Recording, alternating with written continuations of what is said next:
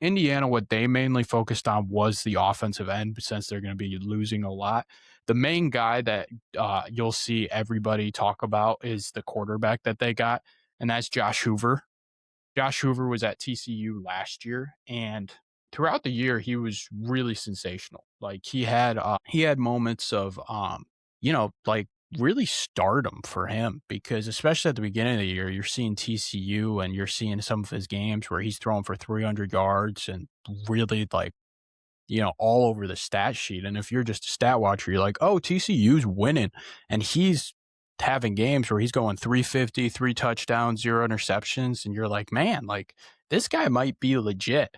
Looking at some of the stats, he had 31 straight starts when he was at TCU, 9,629 pass yards, 71 passing touchdowns, which is the most among returning FBS quarterbacks.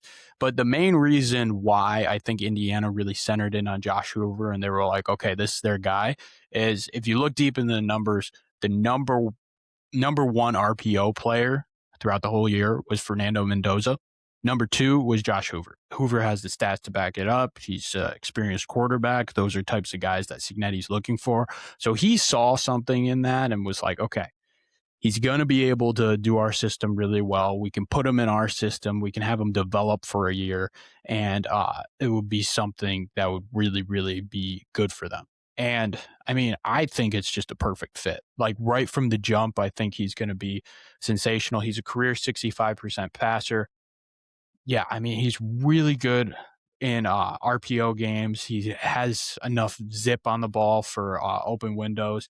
He's not really a dynamic runner per se, but the one thing that really concerns a lot of people is the turnovers. He throws a lot of picks, and I mean 9 fumbles in his career, which is a lot of fumbles.